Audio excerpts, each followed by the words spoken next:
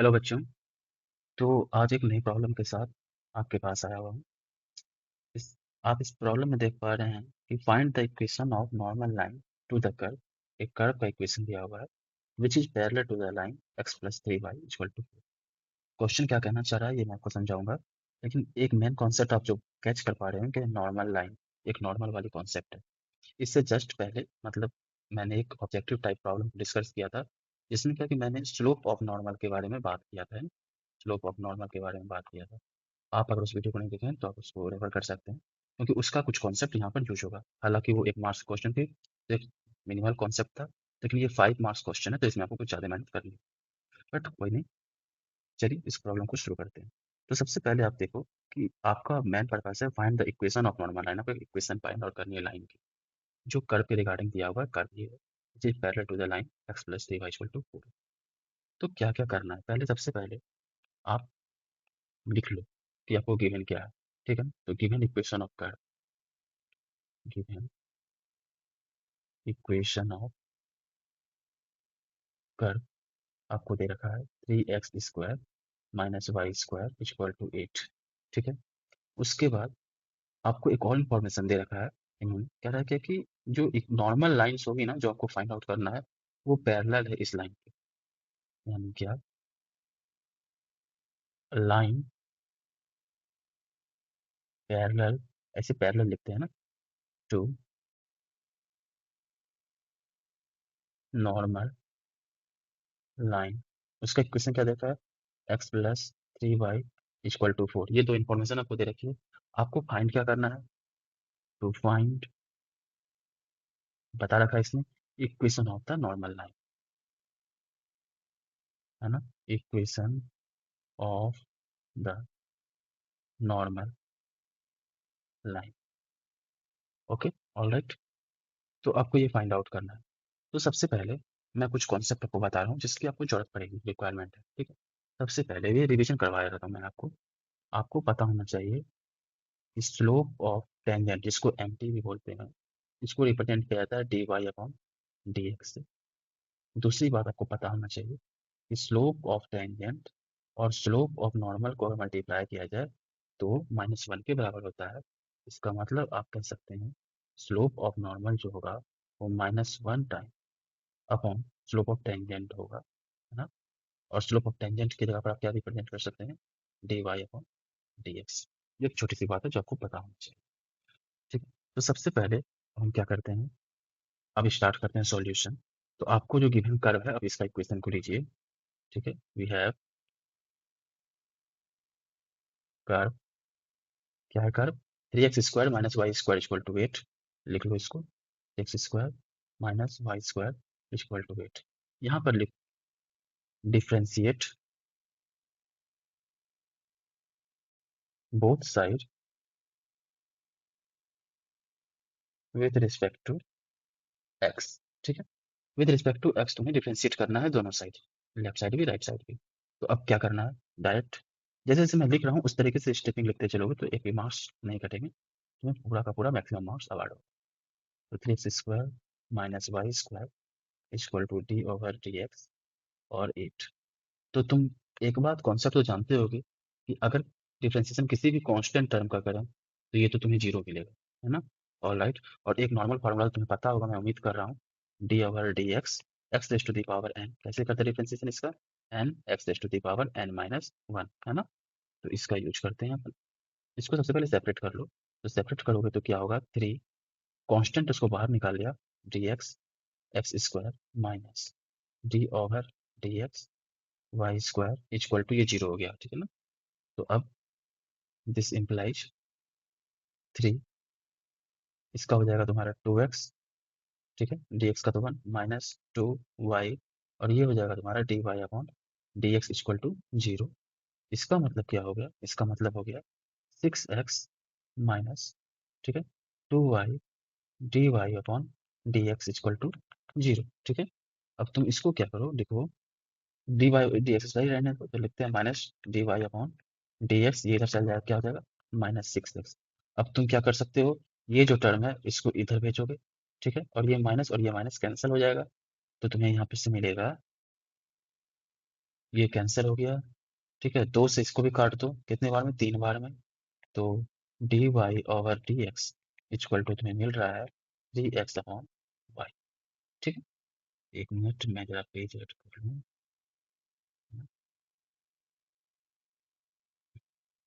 Just a second.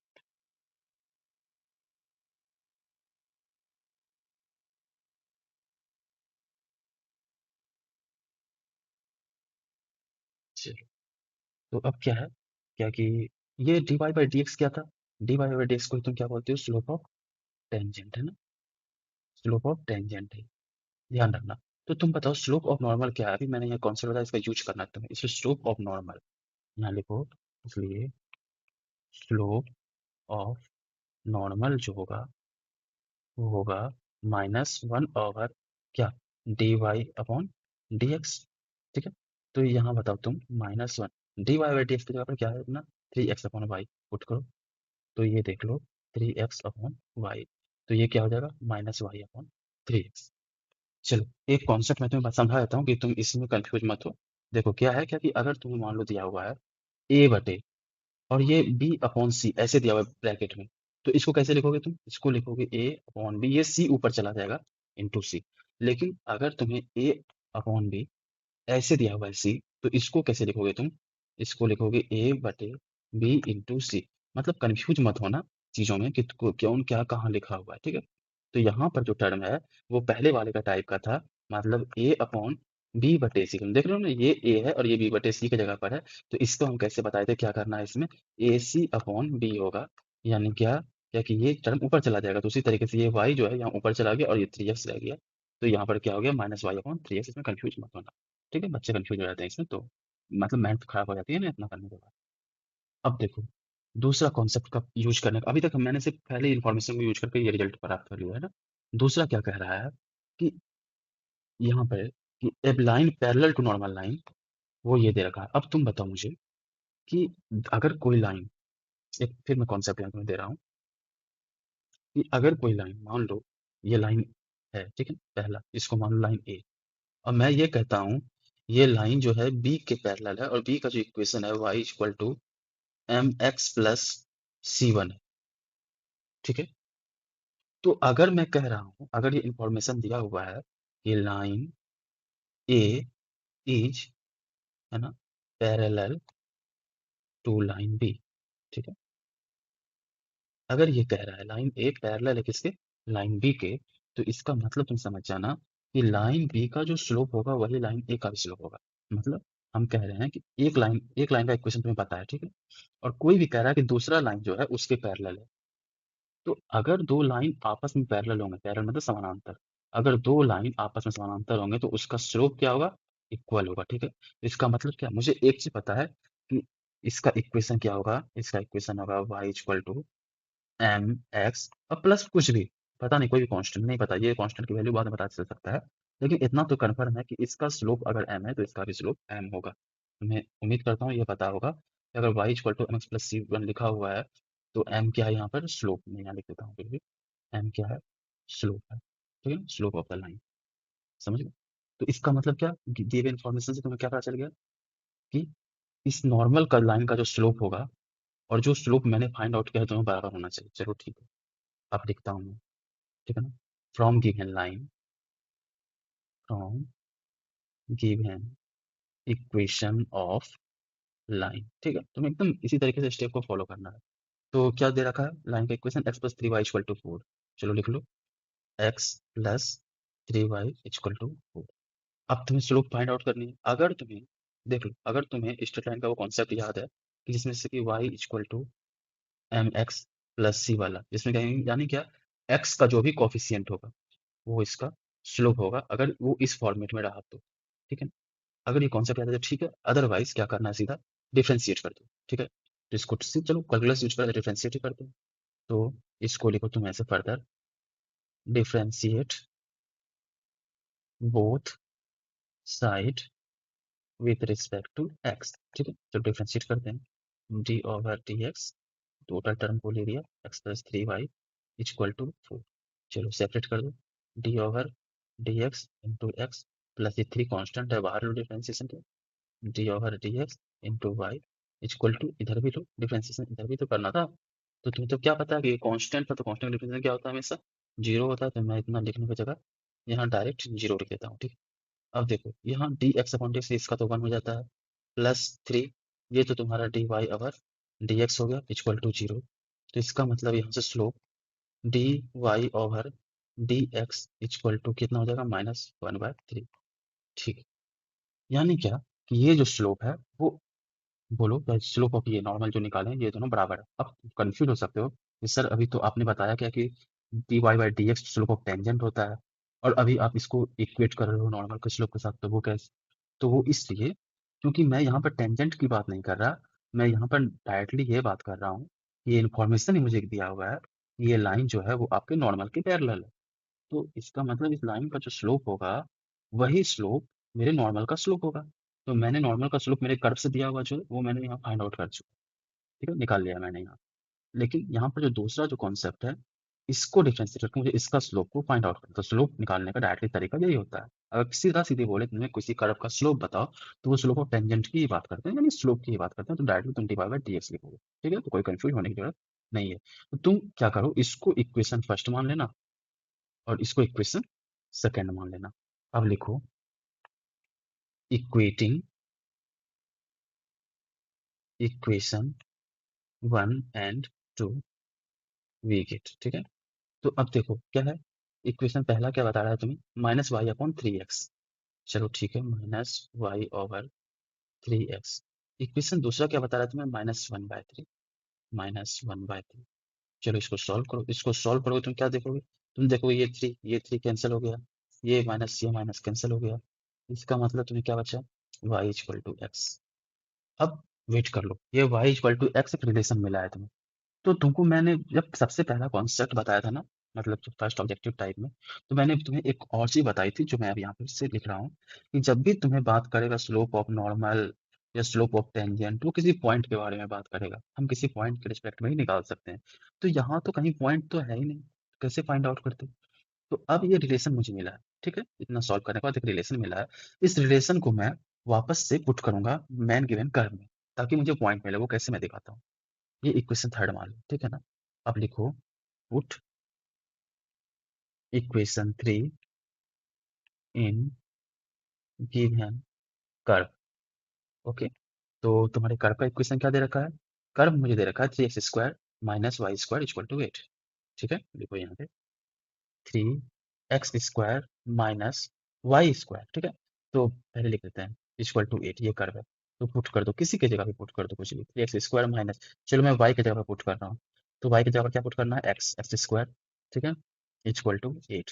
तो तुम देख रहे हो थ्री एक्स स्क्वायर और थ्री एक्स स्क्वायर और माइनस एक्स स्क्वायर, इसको क्या करेंगे, सब्ट्रैक्ट कर देंगे। तो सब्ट्रैक्ट करो, सब्ट्रैक्ट करने पर क्या होता है, ये हो जाएगा two x square equal to eight. तो ये तो टू से कैसे होगा, कैंसिल हो जाएगा, फोर बार में है ना। तो यहाँ तुम्हें क्या बचेगा, x square equal to four. इसका मतलब क्या हो गया, x equal to plus minus root under four. Root under four का वैल्यू कितना होता है, plus minus two, very good. तो x equal to plus minus two, यानी कि एक्स मुझे दो वैल्यू मिली, यानी एक्स की दो वैल्यू मिली, करस्पॉन्डिंग वाई की मुझे दो वैल्यू मिलेगी। तो इसका मतलब रिक्वायर्ड पॉइंट क्या होगा, point on the curve, so required point on the curve, ठीक है ना। क्या क्या है, if x equal to two, तो वाई इक्वल टू क्या होगा, टू, क्योंकि मैंने इक्वेशन क्या निकाला, एक्स इक्वल टू वाई, अपना इक्वेशन क्या है, एक्स इक्वल टू वाई, है ना।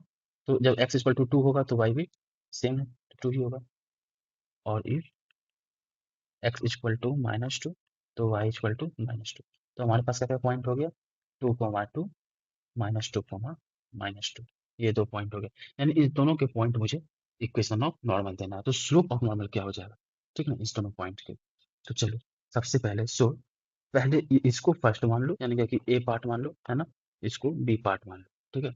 तो अब देख लो स्लोप ऑफ नॉर्मल लिख लेते हैं यहाँ पे हम, एक मुझे फाइंड आउट करना इक्वेशन, तो इसके कॉरस्पॉन्डिंग में स्लोप भी चाहिए।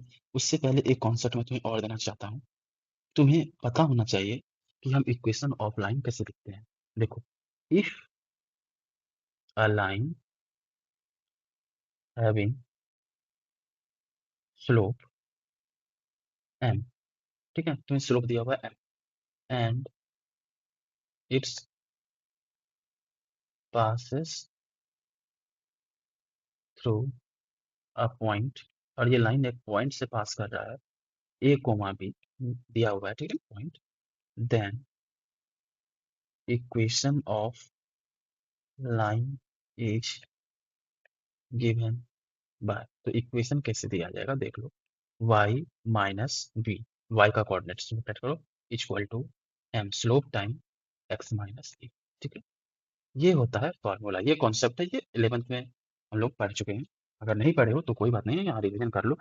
ये समझ लो कि अगर तुम्हें एक लाइन का इक्वेशन पता करना है, बताना है, उसमें दो चीज़ दी होगी तुम्हें, एक स्लोप पता है तुम्हें, और दूसरा इन्फॉर्मेशन तुम्हें ये पता है कि वो किस पॉइंट से पास कर रहा है। अगर तुम्हें ये पता है तो तुम उससे इक्वेशन का लिख सकते हो लाइन का, वो कैसे कि y माइनस बी, यानी कि y कोऑर्डिनेट, x माइनस में x कोऑर्डिनेट घटा दो, मल्टीप्लाई कर दो उसको n से, ठीक है। ये इक्वेशन होता है, इसको ध्यान रखना, ठीक है। तो अब क्या करो, इसी का यूज करेंगे, तो फॉर ए, पॉइंट ए के लिए है ना, फॉर ए, अब देख लो तुम, पॉइंट क्या है तुम्हें, पॉइंट है तुम्हारा 2,2, ठीक। स्लोप ऑफ नॉर्मल क्या है, स्लोप ऑफ नॉर्मल हम लोगों ने क्या फाइंड आउट कर रखा था, यहाँ पे रिलेशन एक था ना, ये रहा, -y/3x, ऑल राइट। चलो पुट करो यहाँ, देखो क्या है ना, मुझे स्लोप ऑफ नॉर्मल की जरूरत भी नहीं है यहाँ पे, वो उतना मैं नहीं करने वाला। ये क्या है, क्यों मैं बता रहा हूँ, अभी मैंने तुम्हें कॉन्सेप्ट बताया है, उसको मैं कंप्लीट कर देता हूँ यहाँ से, तुम्हारे लिए ज़्यादा आसान हो जाएगा। मैंने क्या कहा कि अगर तुम्हें दो लाइन दिया हुआ है और कोई बोल रहा है वो उसके पैरेलल, इसका मतलब स्लोप बराबर है, सॉरी ये जो है ना, तो उसका स्लोप बराबर, अभी मैंने ये बात बताई है। अब इसको थोड़ा सा और इनहेंस कर देते हैं, वो इनहेंस क्या करते हैं, वो ये देखो, एक मिनट, मैं इससे थोड़ा सा, हम्म, मैं इससे थोड़ा इनहेंस करके तुम्हें बताता हूँ इसका क्या मतलब हो, है, ओके। क्या है कि देखो, अगर तुम्हें ये लाइन दिया हुआ है, ठीक है, मान लो इसका इक्वेशन है, कुछ भी हम बता रहे हैं, जैसे x plus y equal to 3, इसका इक्वेशन है मान लो, हम कहते हैं क्या कि ये लाइन नंबर 1 था, ये लाइन नंबर 2 है, ठीक है, हम बोल रहे हैं, और हम ये बोल रहे हैं, पहले से इन्फॉर्मेशन दिया हुआ है, ये दोनों पैरेलल है, ये दोनों लाइन क्या है आपस में, पैरेलल है, ठीक है। अगर ये इन्फॉर्मेशन मिलता है तुम्हें कि ये लाइन पैरेलल है, तुम इसका इक्वेशन अपने मन से लिख सकते हो, क्या लिख सकते हो मैं बता दे रहा हूँ, तुम लिख सकते हो ये होगा x plus y equal to के।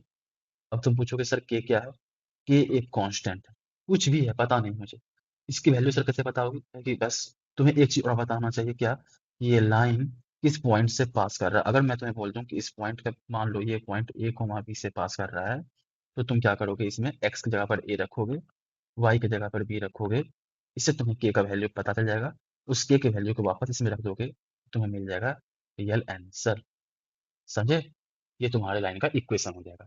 तो अभी देखो कितना काम आसान होगा इस कॉन्सेप्ट से, तुम्हें पता है क्या पॉइंट क्या है, 2,2, और तुम्हें क्या पता है कि जो स्लोप ऑफ जो इक्वेशन ऑफ द नॉर्मल जो होगा, इक्वेशन ऑफ नॉर्मल लाइन, तो हम पहले ही बता चुके हैं तुम्हें, क्या कि equation a line parallel to normal x plus 3y equal to 4, इसके पैरेलल है, तो इक्वेशन नॉर्मल लाइन क्या होगा, जो कॉन्सेप्ट बताया, वो जो भी होगा वो ऐसा ही होगा, x plus 3y equal to के टर्म, है ना, वो यही होगा।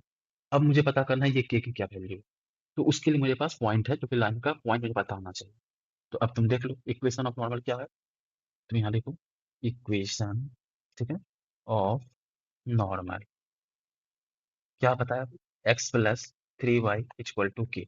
अब क्या करो, पुट क्या, 2,2, इसको मान लो कुछ इक्वेशन चौथा है ना, या कुछ नहीं, चौथा तो रहने दो, चौथा तो पहले ही हो चुका है, ठीक है, ये पुट कर दो इसमें, ठीक है, डायरेक्टली जो इक्वेशन, तो इस क्या हो जाएगा, ये 2 प्लस 3 × 2 इक्वल टू के, तो क्या हो गया बच्चों, 2 प्लस 3 × 6 इक्वल टू के, इसलिए के की वैल्यू कितनी हो जाएगी, 8। तो यहाँ से तुम्हारा क्या इक्वेशन आ गया, पहला equation, x plus 3y equal to 8, ये नॉर्मल का पहला इक्वेशन है, ये तुम्हारा फर्स्ट आंसर है। अब देखो बी में पॉइंट क्या है, पॉइंट -2, -2, ऑल राइट।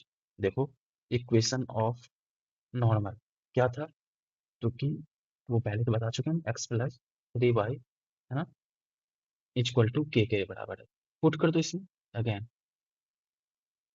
ठीक है, पुट -2, -2, तो पुट कर दो इसमें, -2 प्लस 3 इंटू -2 इक्वल टू क्या हो गया, के हो गया।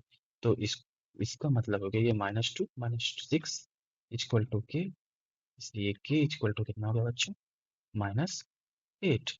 तो यहाँ से नया इक्वेशन क्या आपका आ गया, x plus 3y equal to -8। ये दोनों आ गया। अब आप यहाँ से आंसर को कंक्लूड कर दो, हैंस, ठीक है, इसी ब्लैक से ही लिखता हूँ, the equation of normal line are, दो लाइन है।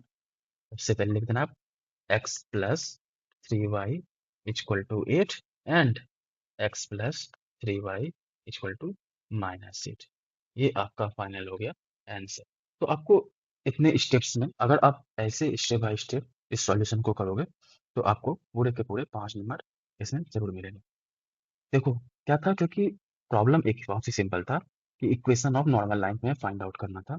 एक कर्व दी रखी थी और एक लाइन पैरेलल लाइन दे रखा था। इसमें तुम्हें कॉन्सेप्ट क्या क्या लगा, पहला नॉर्मल का कॉन्सेप्ट क्या होता है तुम्हें पता होना चाहिए। दूसरा, एक लाइन का इक्वेशन दे रखा है तो उससे दूसरे लाइन के इक्वेशन में क्या रिलेशन होता है वो तुम्हें पता होना चाहिए। तीसरा, क्या कि तुम्हें मतलब डिफरेंशिएट करके इस दोनों इक्वेशन को रिलेट करके वापस से मतलब एक स्लोप का जो रिलेशन आता उसको कर्व में पुट करके पॉइंट को फाइंड आउट करना था। तो जितने भी कॉन्सेप्ट्स मैंने सबको एक बार एक यहाँ पे डिस्कस कर लिया है। आई होप तुम कोई प्रॉब्लम नहीं होगी, अगर फिर भी कोई कंफ्यूजन हो तो तुम कमेंट सेक्शन में मुझसे पूछ सकते हो, है ना। चलो ठीक है, मिलते हैं फिर ऐसे ही अगले वीडियो में, तब तक के लिए पढ़ते रहो।